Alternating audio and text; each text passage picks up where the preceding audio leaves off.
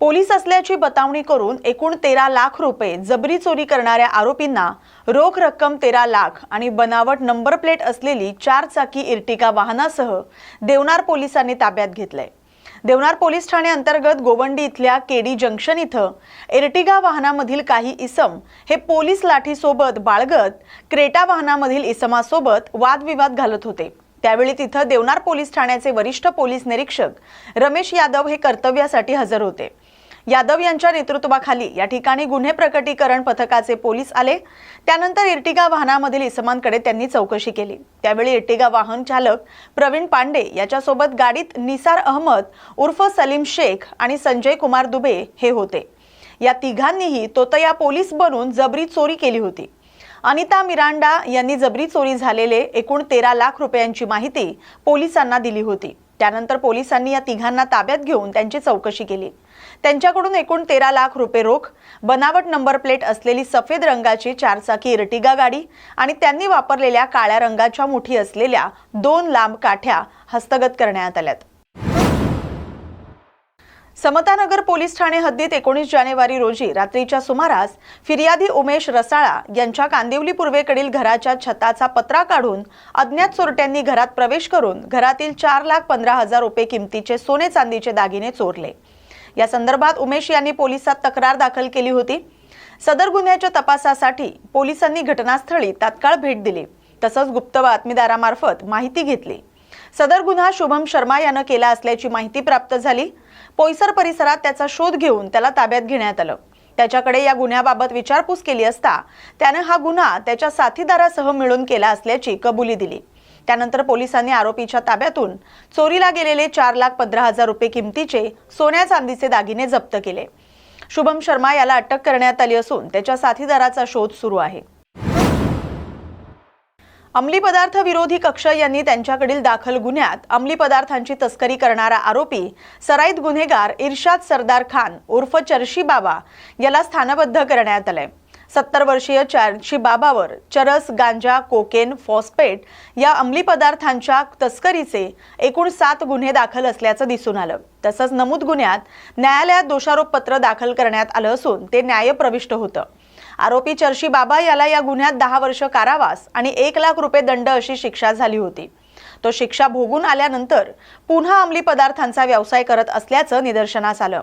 त्यामुळे त्याच्या विरुद्ध स्थानबद्ध आदेश जारी होण्याकरता राज्य शासनाच्या स्थानबद्ध अधिकारी तसंच प्रधान सचिव यांच्याकडे प्रस्ताव सादर करण्यात आला होता।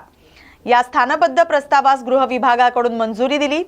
त्यानुसार आरोपीला ताब्यात घेऊन त्याला स्थानबद्ध आदेशाची बतावणी करून पुढील आदेश येईपर्यंत स्थानबद्धतेसाठी छत्रपती संभाजीनगरच्या मध्यवर्ती कारागृह इथं दाखल करण्यात आले।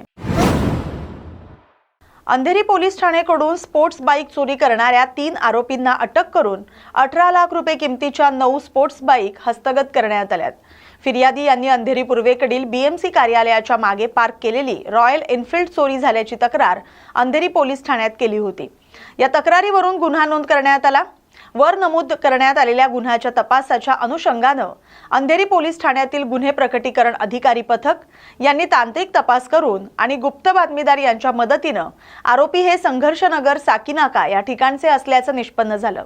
2 ते 3 दिवस रात्रीच्या वेळी गस्त घालून सापळा रचून ओमकार फासगे, सागर गायकवाड आणि कार्तिक म्हस्के या 3 आरोपींना मोठ्या शिताफीनं ताब्यात घेण्यात आलं। सदर आरोपींकडे केलेल्या कौशल्यपूर्ण तपासानंतर त्यांच्याकडून स्पोर्ट्स बाईक हस्तगत करण्यात आल्या। अंमली पदार्थ विरोधी कक्ष त्यांच्याकडील दाखल गुन्ह्यात अंमली पदार्थांची तस्करी करणारा आरोपी सराईत गुन्हेगार नियाज शब्बीर खान याला नागपूर कारागृहात स्थानबद्ध करण्यात आले। 39 वर्षीय नियाज खान याच्यावर MD मॅफेड्रॉन या अंमली पदार्थांची तस्करी करण्याचे एकूण 9 गुन्हे दाखल करण्यात आल्याचं दिसून आलं। तसंच नमूद गुन्ह्यात न्यायालयात दोषारोप पत्र दाखल करण्यात आले होते, ते न्यायप्रविष्ट होते। तसंच सदर ड्रग्ज तस्करी करणारा इसम नियाज शब्बीर खान गुन्ह्यापैकी 3 गुन्ह्यात जामिनावर मुक्त आहे। परंतु सदर ड्रग्ज तस्करी करणारा इसम नियाज खान हा जामिनावर सुटताच परत अंमली पदार्थांचा व्यवसाय करत असल्याचं निदर्शनास आलं। त्यामुळे त्याच्या विरुद्ध स्थानबद्ध आदेश जारी होण्याकरता राज्य शासनाच्या स्थानबद्ध अधिकारी तसंच प्रधान सचिव यांच्याकडे प्रस्ताव सादर करण्यात आला। स्थानबद्ध प्रस्तावाला गृह विभागाकडून मंजुरी देण्यात आली। त्यानुसार आरोपीला ताब्यात घेऊन त्याला स्थानबद्ध आदेशाची बजावणी करून पुढील आदेशापर्यंत स्थानबद्धतेकरता नागपूर मध्यवर्ती कारागृह इथं दाखल करण्यात आलं। अंमली पदार्थ विरोधी कक्षाने त्यांच्याकडील दाखल गुन्ह्यात अंमली पदार्थांची तस्करी करणारा आरोपी सराईत गुन्हेगार शमशुद्दीन मोहम्मद शेख उर्फ अज्जू याला अमरावती कारागृहात स्थानबद्ध करण्यात आलं। 44 वर्षीय नियाज खान याच्यावर MD मॅफेट्रॉन या अंमली पदार्थांच्या तस्करीचे एकूण 9 गुन्हे दाखल असल्याचं दिसून आलं। तसंच नमूद गुन्ह्यात न्यायालयात दोषारोपपत्र दाखल करण्यात आले ते न्यायप्रविष्ट होतं। तसंच सदर ड्रग्ज तस्करी करणारा इसम अज्जू गुन्ह्यांपैकी 3 गुन्ह्यात जामिनावर मुक्त आहे, परंतु सदर ड्रग्ज तस्करी करणारा हा इसम जामिनावर सुटताच परत अंमली पदार्थांचा व्यवसाय करण्याची दाट शक्यता आहे। त्यामुळे त्याच्या विरुद्ध स्थानबद्ध आदेश जारी होण्याकरता राज्य शासनाच्या स्थानबद्ध अधिकारी तसंच प्रधान सचिव यांच्याकडे प्रस्ताव सादर करण्यात आला होता। सदरच्या स्थानबद्ध प्रस्तावास गृह विभागाकडून मंजुरीचे आदेश मिळाले। त्यानुसार आरोपीला ताब्यात घेऊन त्याला स्थानबद्ध आदेशाची बजावणी करून पुढील आदेशापर्यंत स्थानबद्धतेकरता अमरावती मध्यवर्ती कारागृह इथं दाखल करण्यात आले। बदलापूरमध्ये 4 वर्षांच्या चिमुकलीवर स्कूल व्हॅनमध्ये अत्याचाराचा प्रयत्न करण्यात आला होता। या प्रकरणी आरोपी इम्रान पटेल याला बदलापूर पोलिसांनी कल्याण न्यायालयात हजर केलं होतं। कल्याण जिल्हा सत्र न्यायालयाच्या न्यायाधीश VA पत्रावळे यांच्यासमोर सुनावणी झाली। आरोपीला 27 जानेवारीपर्यंत पोलीस कोठडी सुनावण्यात आली। आरोपीची स्कूल व्हॅन जप्त करण्यात आले। आरोपीच्या SRTO व्हॅन चालकाला RTO कडून परवाना नाही। RTO कडून त्याच्यावर 24,000चा दंड लावण्यात आलाय। बाल हक्क आयोगाकडून प्रकरणाची चौकशी सुरू आहे। नाही, मी आज वकालतनामा दाखल केला आहे आरोपी विक्टिम तर्फे आणि असिस्ट टू PP असंच मी ऍप्लिकेशन केलंय। साहेबांनी अलाव केलंय तोच आणि PP साहेबांनी ते खूप चांगला आर्ग्युमेंट केलंय। आज 27 पर्यंत त्यांना PC दिले। सर काय आरोप आहे त्यांच्यावर? आरोप म्हणजे असं FIR चे जे पॉस्कोचा कायदा लावलाय आणि BNS मध्ये जे नवीन कायदा आहे ना तोच लावलाय। त्याच्यामध्ये आता मॅटर अंडर इन्व्हेस्टिगेशन आहे। इन्व्हेस्टिगेशन असे नंतर काय ते होतं मी तुम्हाला नक्की थोडक्यात काय प्रकार घडला होता? प्रकारच म्हणजे की आता मॅटर तुम्हाला हे माहिती आहे की सर्वांना की अंडर इन्व्हेस्टिगेशन आहे आणि हे कायदा जास्त लहान मुलीच्या संबंधित आहे आणि ते पॉस्कोचं मॅटर आहे। ते मी आता सांगू शकत नाही पूर्ण तुम्हाला जेव्हापर्यंत ते इन्व्हेस्टिगेशन होईल ना। मी आज विक्टिम साठी अपियर केलं। आरोपी वकीलपत्र कोणी घेतलं होतं का? कोणी काही त्याच्याबद्दल विश्वास केला? नाही, एक मॅडम होती कोर्टासमोर, पण त्यांचे नाव काय आहे, त्यांची काय परिस्थिती आहे मी सांगू शकत नाही आता। तुमचं नाव काय? माझे आडनाव पांडे, ॲडव्होकेट MD पांडे। आरोपीला वकील कोर्टाने दिला का? नाही, असंच नाही, वकील महाड नगर परिषदेच्या मतदान प्रक्रियेदरम्यान झालेल्या गदारोळावरून शिवसेना शिंदे गट आणि राष्ट्रवादी काँग्रेसचे अजित पवार गटाच्या कार्यकर्त्यांमध्ये हाणामारी झाली होती। या प्रकरणातील आरोपींना महाड न्यायालयात हजर केले असता न्यायालयाने सर्व आरोपींना 2 दिवसांची पोलीस कोठडी सुनावली आहे। या संपूर्ण प्रकरणाचा अधिक तपास महाड शहर पोलीस करत आहेत। पत्नीला कर्करोगासारखा गंभीर आजार जडलेला असताना पतीनं हुंड्यासाठी पत्नीच्या घरी जाऊन जंतर-मंतर करत जादूटोणा केल्याचा खळबळजनक प्रकार भिवंडीतील निजामपुरा पोलीस ठाणे हद्दीत घडलाय। या प्रकरणी पीडित पत्नीच्या तक्रारीवरून पतीसह सासू, सासरा आणि 3 नणंद अशा 6 जणांविरोधात जादूटोणा कलमान्वये गुन्हा दाखल करण्यात आलाय। पती योगेश कुमार केशरवानी, सासरा ओमकारनाथ केशरवानी, सासू चंद्रावती केशरवानी, नणंद भावना मल्होत्रा, अनुराधा अरोरा, श्रद्धा बोबडे अशी गुन्हा दाखल झालेल्या सासरच्या मंडळींची नावं आहेत। अपना नाम बताएंगे और जानकारी देंगे कि क्या हुआ है आपके घर पे आज? मैं मीनाक्षी केशरवानी। मैं आज मेरे घर पे टोने टोटके के जरिए काला जादू किया गया है। 2 गुड़िया नींबू दरवाजे के बाहर कुंकू तेल वगैरह छोड़ा गया है।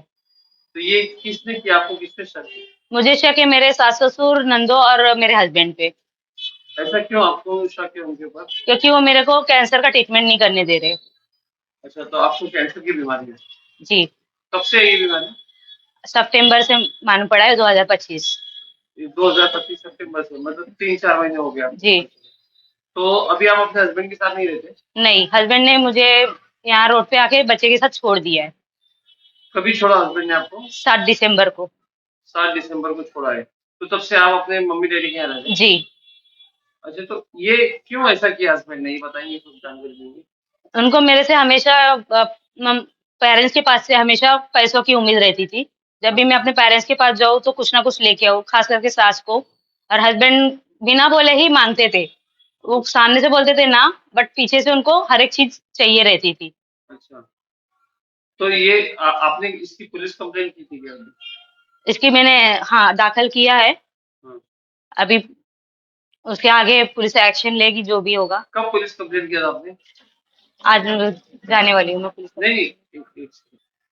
तो आपको घर से निकाला तो मारपीट की जो भी, तो उसकी आपने पुलिस कंप्लेंट नहीं की? मैंने कंप्लेंट की 15 तारीख को ही उन्होंने मुझे निकाला था, तो मैंने मानपाड़ा पुलिस स्टेशन जो डोंबिवली का है, हाँ। वहीं पे कंप्लेंट डाली थी, एनसी फाइल की है। अच्छा, और फिर जो ये आज टोना टोटका जो किया है उसके लिए? उसके लिए भी मैं आज एनसी फाइल करने जा रही हूँ। पुलिस को बुलाया था हमने हाँ। 112 पे कॉल करके, तो उन्होंने बोला कि थोड़ी देर में आप आ जाओ और हम इसका देखेंगे इसके रिगार्डिंग। अच्छा, तो अभी आप क्या चाहते हो?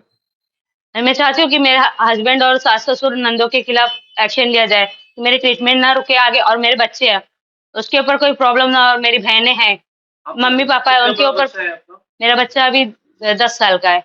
10 साल का बच्चा है आपका, तो बच्चा आपके पास है कि हस्बैंड के पास? मेरे पास है, क्योंकि उन्होंने मेरे बच्चे के साथ मुझे छोड़ा है। अच्छा, बच्चे के साथ में आपको छोड़ दिया? जी।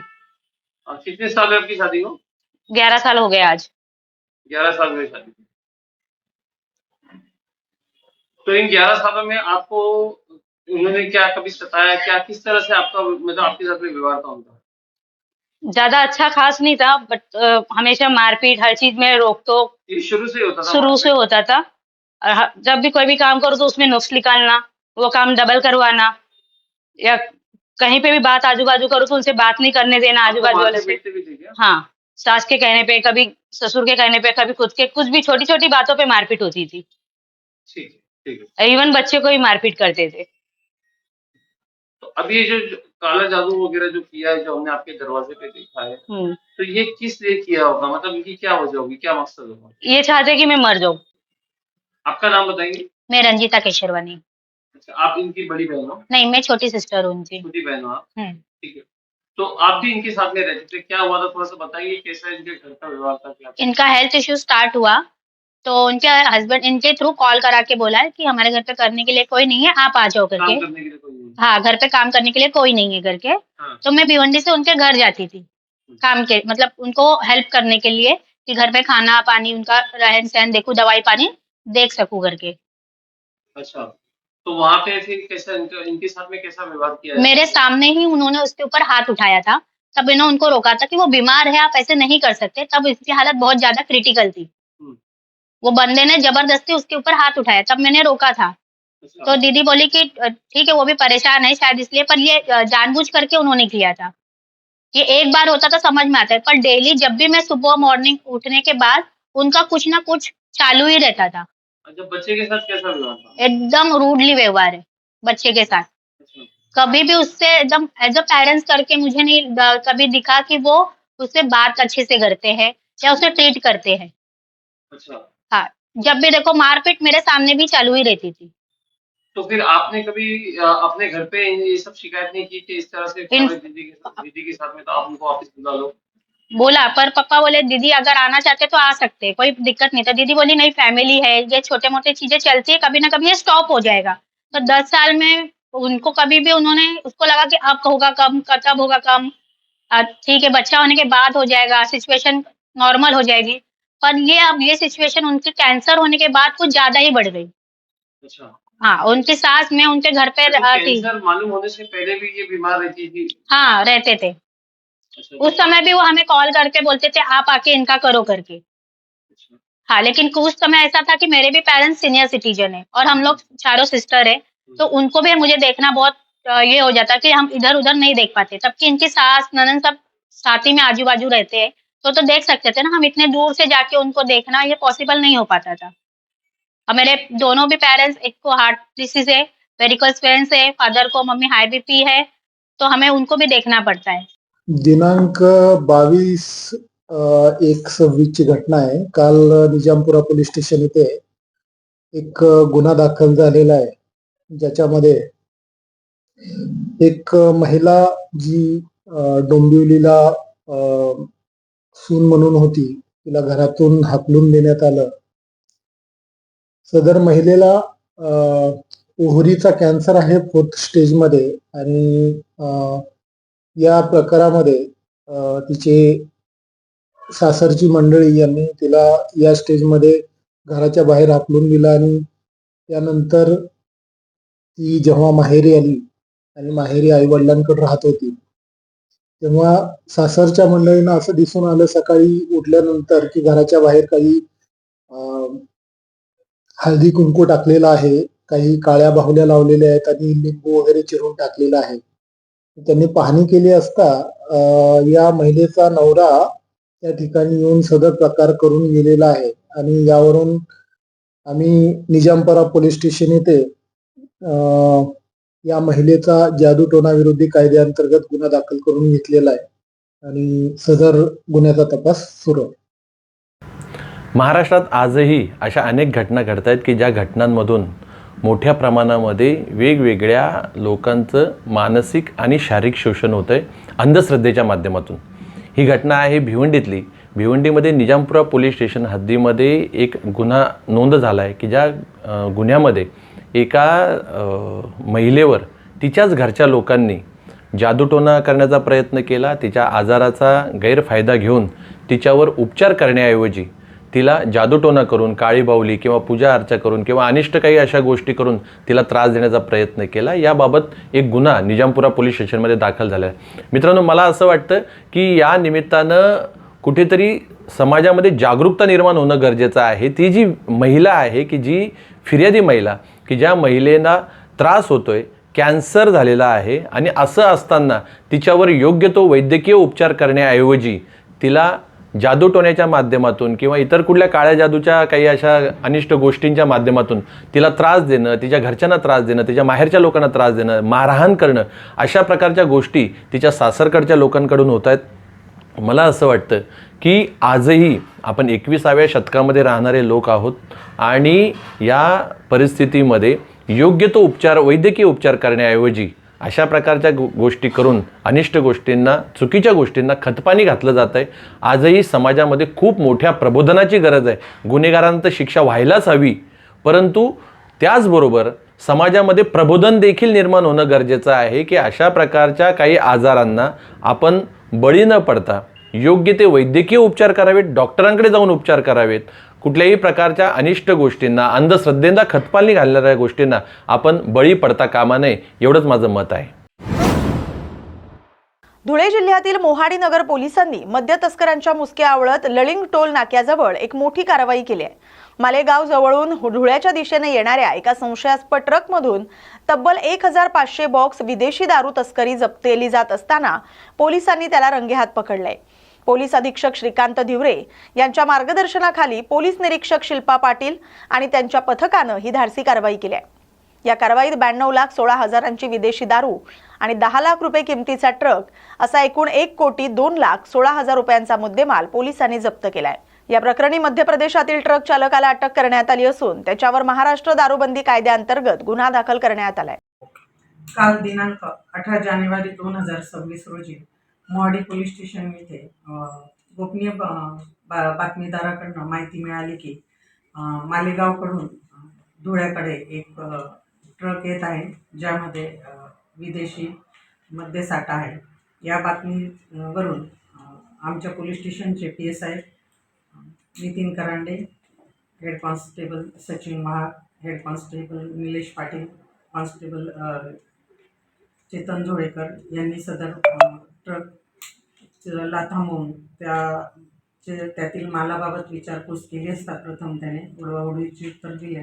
ड्रायव्हर आणि गाडीची पोलीस स्टेशन यांना आवारात आणून झडती घेता त्यामध्ये सुमारे 92,16,000 इतका मुद्देमाल विदेशी गोवा विस्की या नावाची विदेशी दारू मिळून आलेली आहे.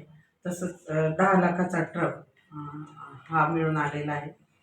सदर गुन्ह्यामध्ये आरोपी ड्रायव्हर मुकेश नत्तू प्रजापती राहणार मध्य प्रदेश यास ताब्यात घेतलेले आहेत. गुन्हा दाखल करून सदर गुन्ह्याचा तपास हा PSI करांडे करत आहे. सदर गुन्ह्याची वाहतूक कुठून कुठपर्यंत होत होती आणि सदर माल कोणाचा आहे याबाबत तपास करत आहे. धन्यवाद. या बातमीसोबतच क्राईम झोनमध्ये आता इथेच थांबतोय, पण अशाच गुन्हेगारी विश्वातल्या बातम्या पाहण्यासाठी पाहत राहा न्यूज मराठी 24/7. नवा भारत नवा विचार.